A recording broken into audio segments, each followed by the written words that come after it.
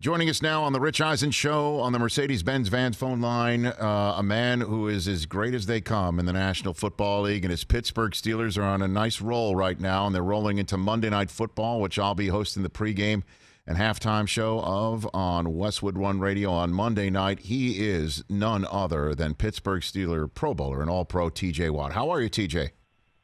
I'm doing really well. Thank you for having me on. Thanks for coming on right now. How's everything with this team right now? It seems like you are on a nice stretch, certainly compared to the beginning of the season. Would you agree with that assessment, T.J. Watt? Yeah, I would. And I think these last few games, especially getting into the bye week at an even 500 was kind of our goal once we started out at 1-3, and then obviously being able to get a win in the division was huge this past week, and we just want to continue to take it 1 week at a time and stack these wins. How would you categorize your role with this team? I know what I would call it, but I'm on the outside. I wonder what you would say on that front. As an outside linebacker in a 3-4 defense for the Pittsburgh Steelers, you have to be a playmaker. And I think that's something that I take on with great pride, and trying to bring as much splash, we like to call it, whether it's getting tackles for loss, getting sacks, punching the ball out, tipping passes up in the air, interceptions, anything like that. I'm trying to be a tone setter for our defense, and that's just something that I'm trying to do each and every single play, every time I'm out in the field for my defense. Then what about after games, before games, locker room stuff? How would you categorize your role in that sort of thing? I'd say I'm very calm and relaxed person throughout the week. I go about my business. I don't really, not a big rowdy guy throughout the week. And then it's almost like a switch is flipped come game day. Kind of turn into a whole different person when it comes to just all the work has been done. I'm going to put every single thing that I have into this game. And that's kind of where the rah-rah stuff comes out. And I'll give the pregame speech before every game. And obviously I talk to the outside and inside linebackers in a huddle before the game too, so it's kind of two totally different emotions throughout the week, and then come game day. Is there something you think of, person you think of, a moment to flip that switch, help you flip it at all? I don't know. I think it might come from just watching how my brothers played throughout the years. When it comes to JJ, I think part of it is just kind of in my DNA of who I am as a person, and loving the game of football and wanting to give every single thing that I can to this game, because I can only play for so long, and I understand how rare it is to be in the National Football League, and I'm just so lucky to get to do this for a living, and I just want to pour everything I have into it, not only for myself, but for my teammates and for the whole city of Pittsburgh and everybody that roots for us. How did that play into you getting your bag that you deserved? I mean, the business side, that just doesn't usually compute with me when I'm, my contract's up and my contract years and things like that I have. How did that work for you? TJ? All that stuff just kind of handles itself if you just kind of focus on being the best possible player you can be, and that's kind of just the approach that I've always taken. And obviously, it did handle itself, and I have great agents, and Mr. Rooney wanted to get the deal done. I'm glad it was done, and I'm just super happy to be able to stay in Pittsburgh for a long time. But there's still so much work that needs to be done, and I just want to be the person that can help bring this team another Super Bowl, and that's the end goal, obviously. Well, the word was that you handled it at the end. You were like the closer. You're like, this is it. We're done. Is that a true story? Did you say we're done? And, obviously you've got great agents who put you in a position to basically say we're done, but let's just do it. Yeah, did that happen? It's partially true. It just got to a point where there was back and forth towards the end in the minor details. Obviously, anybody who's dealt with any types of negotiations in life, that once you get towards the end, there's always little things here and there that you want adjusted. And towards the end, I just said, hey, this organization, Mr. Rooney, have showed such great faith in me and wanting to keep me here. I'm so sick and tired of going back and forth. They have a great deal on the table, and let's just accept it and move on. And I wanted to get to work more than anything, because obviously I wasn't doing training camp. I wasn't taking part in that. So I just wanted to get on the field as quickly as possible, and I felt the deal was fair for both sides. T.J. Watt here prior to Monday Night Football, Bears and Steelers to close out Week 9 right here on the Rich Eisen Show. How good is Najee Harris, man? I look at him and I think he is as valuable as they come on your team, TJ.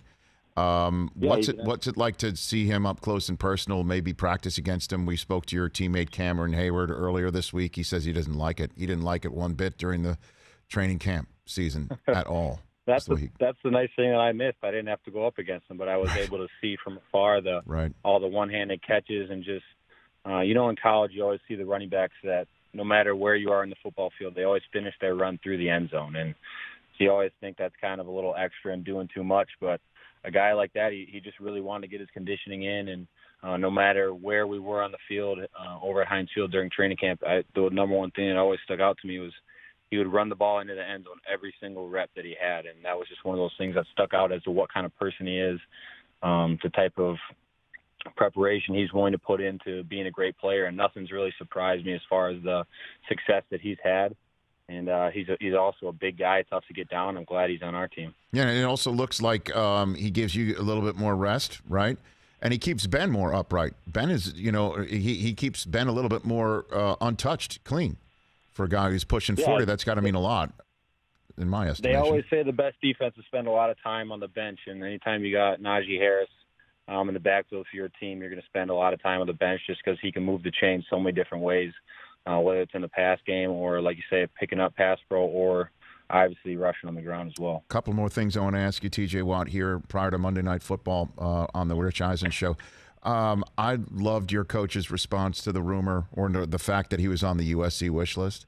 I just loved what Mike Tomlin was saying. Never say never, but never. The whole business about there's not enough of a booster check large enough for me. How did that hit you, TJ Watt, the rest of your teammates?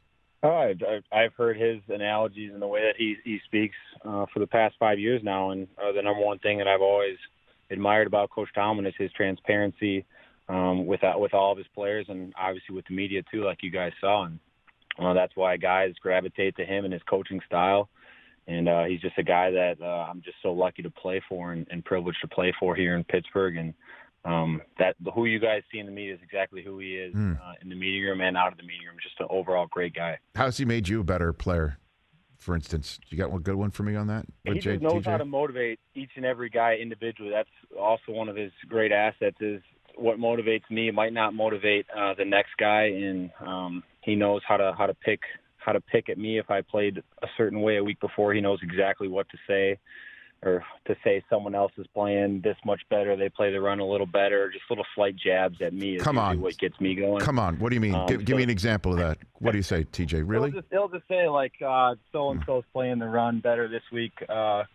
Be something to take note of for our guys to look at. Just something like that where it'll be like, oh, okay, I don't know if he's talking to me, but I think he's talking to me. One of those things. Mm-hmm. Which is what can motivate me, but if it's someone else, he has a whole different tactic that I probably don't even know about because it doesn't register with me. But that's just one of his strengths is motivating each and every guy and knowing how to do it.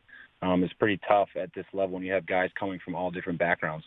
All right, TJ Watt, I need full disclosure. Not like you've been avoiding any of my questions up to this point, but I feel the need to wind up this pitch with I need an honest answer from you on this question, TJ Watt, okay? I know it's coming. Hold on a second. I asked Cameron Hayward earlier this week.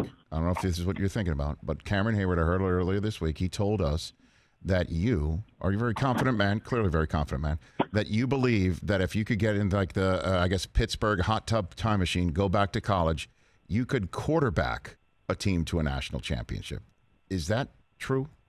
TJ Watt? This is misquoted so badly. Okay. This all started, he was correct, and this started with if we were to go back to high school right now, as we are right now, 27 years old, outside linebacker for the Pittsburgh Steelers, if I go back to high school and I played quarterback for my team and I could play defense, would I take the team to the state title? And I said, yes, 100%. And then he said, could you do it in Texas? And I said, yes, I feel like I could. And then I got to a point where I'm obviously a very confident person, and I said I could probably go – this was not a Power 5 conference. I said I could go to a non-Power 5 conference at quarterback and probably win one game. And he blew this up into saying that I would take a Power 5 conference to a national championship. I don't know if he's got beef with me, but I'll figure it out with him tomorrow in the locker room. But no, that I said I go to a non-Power 5 conference and hand the ball off and run RPOs or whatever I had to do. Okay. I feel like I could win one game. Okay. As the current version of TJ Watt, right? Like your current grown-ass self. And I can play defense. Oh, yeah. And you could play defense. Well, I mean, okay, that makes sense. But so he made it seem like you could just go back and you could go back in time and you can quarterback Oklahoma to a championship right now. Like literally, I think that's how he put it out there. I'm here to say I cannot do that, but if he had the confidence enough to think that I could do that too, maybe I'll take that. But I don't think I could do that. You Watts are very confident people, TJ. You know, I mean, I've been around your brother and now talking to you. You're very confident people. You know, I think that you could pretty much apply yourself, and I believe that you think that. That at least I did. I think you have to. I mean, having confidence is the biggest thing that is the realization for you that you belong.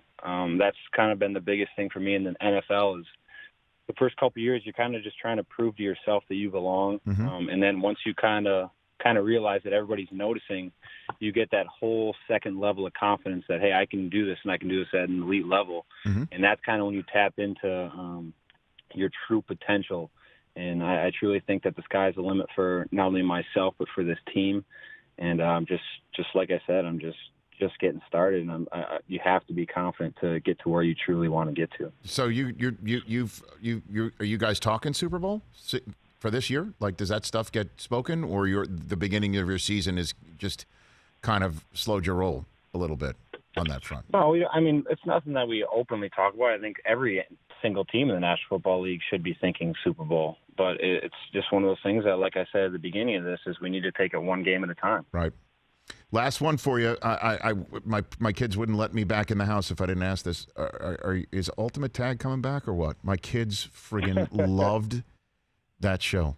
Honestly. It was a great experience. It was a lot of fun to do with both of my brothers. Obviously, it was gaining a lot of perspective for being in front of a teleprompter for myself. I know. Very tough, man. I got a lot of respect for people that are good at that because it's not as easy as it looks. Okay. Especially when all the cameras are on. But I don't know. I know COVID kind of probably messed it up, but I don't think there's talks of it at all at the moment. We got to do it. So my kids loved it. And then, of course, JJ just needs to be able to just scream out, it's time to play some tag to somebody. He must be missing that, big time, He's probably annoying the heck out of his wife, just screaming around the house from time to time. Hey, TJ, thanks for the time. Good luck Monday. Let's do this more often. I really appreciate you, your game, and so much more. Thanks for it. Appreciate it. No problem. Thanks for having me on. Take care. You bet. That's TJ Watt getting ready for Monday Night Football right here on The Rich Eisen Show. Hey, you watched all the way to the end. Thanks for that. Watch more right here.